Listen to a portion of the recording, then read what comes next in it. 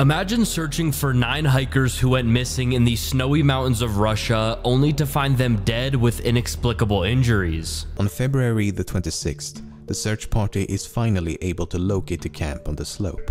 It's obvious to the first at the scene that something has gone horribly wrong. Today, we're going to be talking about quite possibly one of the craziest unsolved mysteries ever, the Dyatlov Pass incident. On January 23rd, 1959, Igor Dyatlov, who was a 23-year-old student studying engineering at the Ural Polytechnic Institute in Soviet Russia, planned a trip with 9 other students at the institute who were all in their early 20s. Now, this trip wasn't just like a trip to like Italy or like a beach somewhere. This trip was to hike the snowy Ural Mountains in Russia. This trip would be a 14-day expedition with the goal to reach a mountain called Otorten. On January 27th, 1959, the group of 10 started their march to Otorten from a small settlement called Vizhay. Now, I would just like to preface by saying I'm not Russian, so I'm probably mispronouncing all of these Russian names, so just bear with me. Maybe I'll use like AI to pronounce it or something, because as you guys know, I'm horrible at pronouncing things. Anyway, the route that the group would be taking that season was estimated as a category 3, meaning it was the most difficult route to the Otorten Mountains. Now, yeah, that sounds pretty awful to us normal folk, taking the most difficult route on a hike, but the group of 10 were all experienced in long ski tours and mountain expeditions, so they aren't normal folk like us. On January 28th, the day after they started their expedition, one of the members, Yuri Yudin, was forced to turn around and quit the expedition because of illness, which would ultimately save his life. And now, when has an illness ever saved somebody's life? In the mountains of Russia. Yeah, that's probably the perfect place for that to happen. With the pain in his joints becoming too much to bear, Yudin decided that he would only slow the hikers down if he stayed. So he said goodbye to his team, and he headed home, completely unaware of the tragedy that was soon to unfold. The departure of Yudin left the group with 9 people, 7 men and 2 women. The leader of the group, Igor Dyatlov, was said to be extremely knowledgeable and experienced, and by all accounts, he was a very well-respected leader. On February 1st, 1959, the now group of 9 hikers only traveled 2.5 miles that day. It was said that the weather was becoming severe, so Igor Dyatlov decided to set up camp instead of proceeding to hike. Camp was set up around 5 p.m. on the slope of Kholat Syakhl, which was just 10 miles away from Mount Otorten, and this was the last time the group would ever pitch a tent. It was agreed beforehand that Igor Dyatlov would send a telegram to his sports club as soon as he and the group finished their expedition and returned back to Vizhay. It was expected that this would happen no later than like February 12th, but Igor had told Yuri, the guy who had to turn back due to illness, that he expected it to be longer. So on February 12th, nobody at the sports club received a message from Igor, but there was no immediate reaction because everybody knew that on an expedition like this one, being a category 3 and a super hard route, that there would probably be some delays. 8 days later, on February 20th, relatives of the travelers demanded a rescue operation, so the head of the Ural Polytechnic Institute sent the first rescue groups consisting of volunteer students and teachers. A few days later, the army and police forces became involved,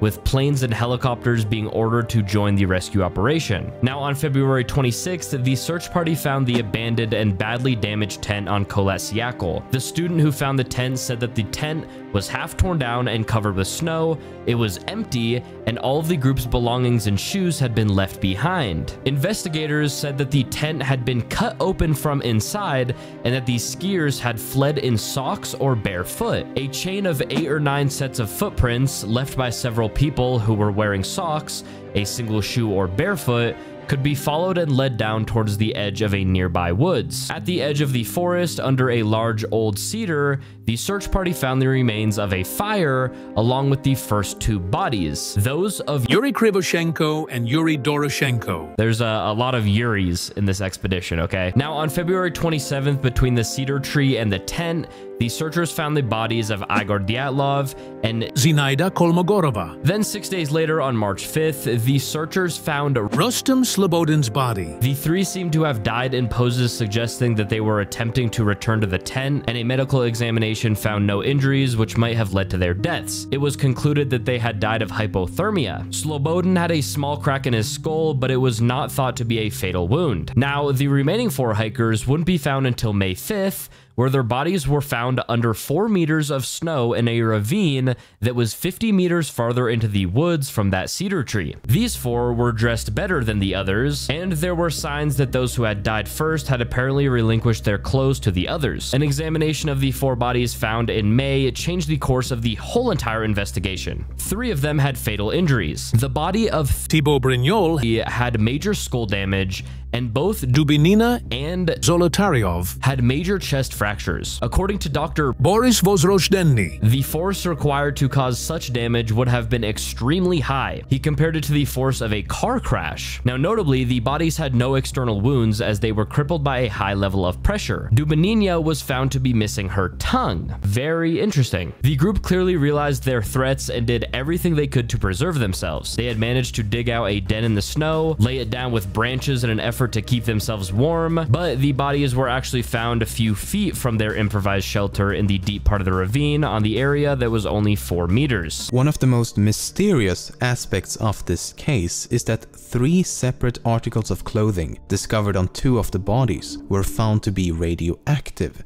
which does indeed sound a bit mysterious, but you have to keep in mind that almost everything is slightly radioactive. So we need more details. The radiological studies claim that under normal circumstances, an area of 150 square centimeters should not exceed 5,000 disintegrations per minute. Only 3 articles of clothing exceeded or equaled that limit at 5,000 dpm, 5,600 dpm, and 9,900 dpm. The only explanation given in the report is that the clothes were contaminated as radioactive dust fell from the atmosphere, or the clothes were susceptible to contamination when in contact with radioactive substances. In other words, they were unable to determine exactly how the clothes were contaminated, but it's not unrealistic to believe it to be a result of natural processes. Now, the initial investigation into the deaths couldn't determine that a crime had taken place, and they ended up concluding that the hikers had died from a compelling natural force. Whatever that means. Now, there are a ton of theories for what happened to the 9 hikers, and the first theory is the avalanche or the snow slab theory. The avalanche theory suggests that an avalanche struck the camp. An avalanche could have created havoc among the group, and that would explain why one of the tents was cut open. Members of the group could have retreated if they were worried a second avalanche could have struck, which would also explain why the bodies were found spread apart from each other. But this theory also has its gaps. Kholat Syakhl is not a tall nor steep mountain, and it's actually not considered avalanche prone at all. Also, by what we can tell from the footprints is that some of the people in the group that descended seem to have descended with relative ease. I mean, if it was an avalanche, the 4 who were found in the ravine were already damaged pretty badly, so it wouldn't make sense that they could have walked 50 meters away from the campsite. Also doesn't explain how Dubinina lost her tongue. Also, we see from this picture a piece of the hiker's gear that was placed vertically in the ground before the alleged avalanche. And then this picture during the investigation,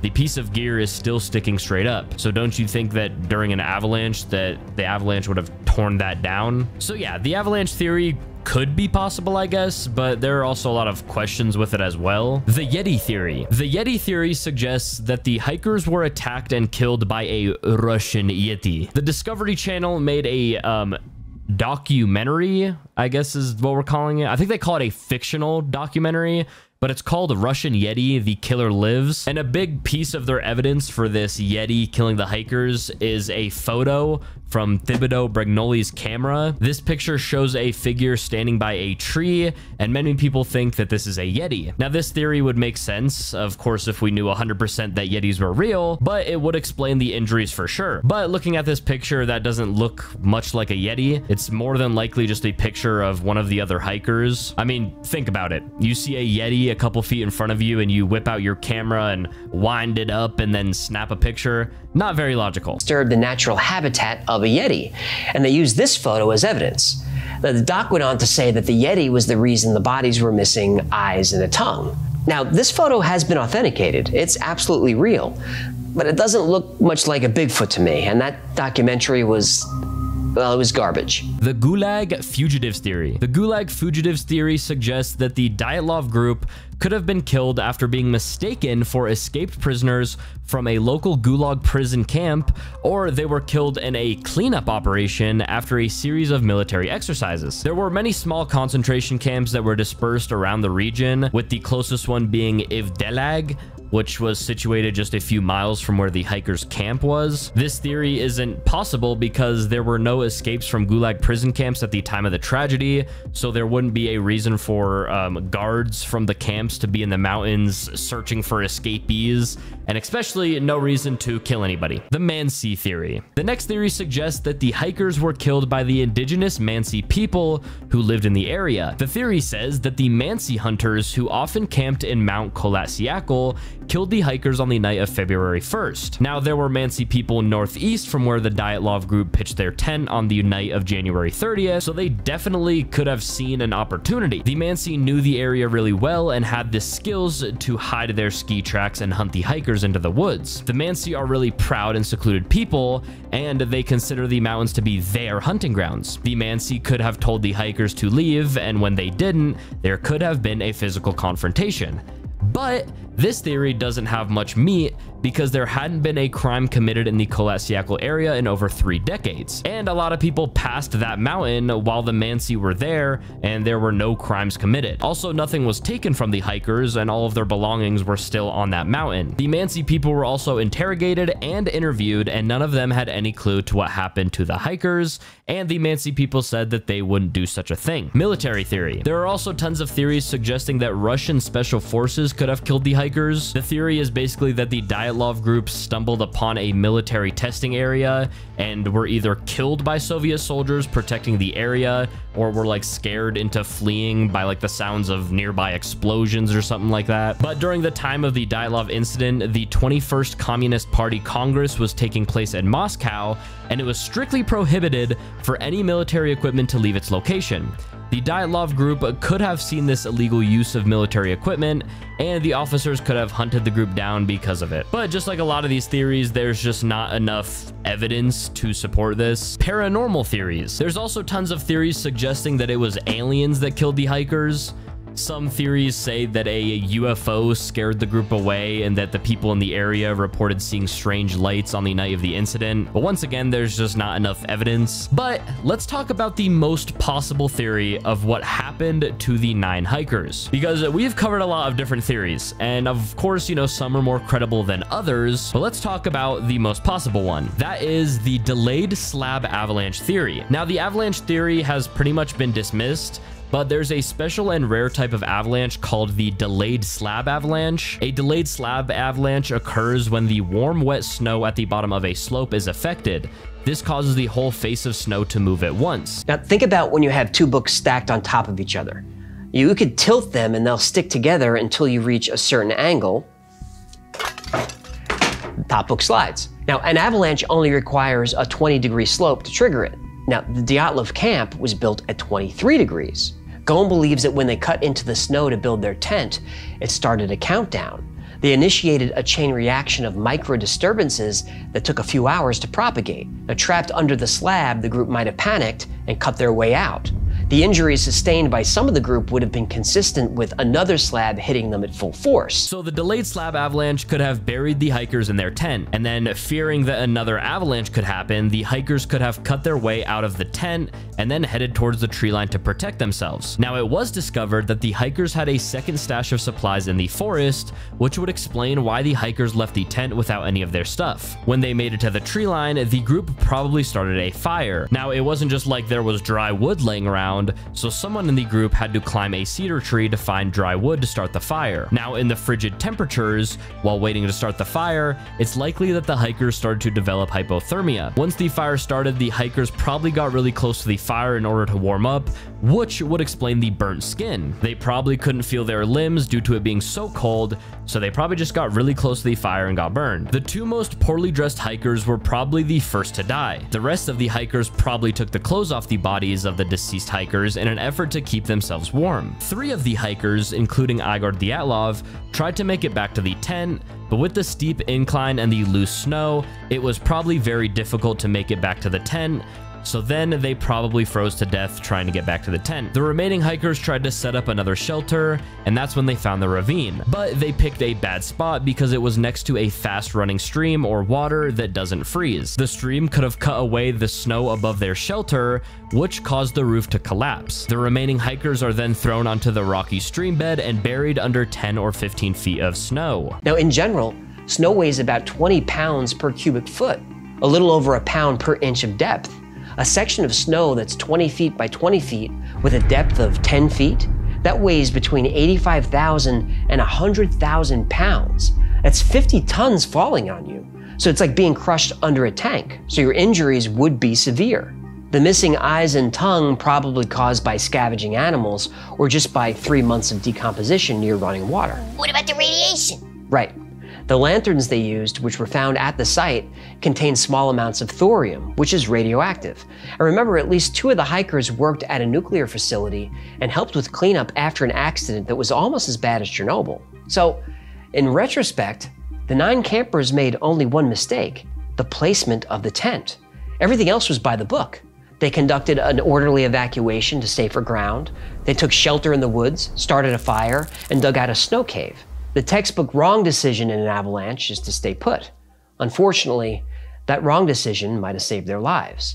The Dyatlov Pass incident is considered one of the most well-known, studied, researched, investigated, unsolved mysteries ever. There are tons of different theories, whether it was Bigfoot, the aliens, the Russian soldiers, or a rare type of avalanche. But to this day, nobody is 100% certain, and I don't know if we will honestly ever know the true fate of the Dyatlov group. Just imagine how scary it was for the group in their last few hours of life. Anyways, y'all, I hope you guys enjoyed today's video. If you guys did, please be sure to leave a like and subscribe with post notifications on. Also, let me know down below what you guys think happened to the Dyatlov group. Anyways, have a great rest of your day. I'll see you guys in the next video. Peace out.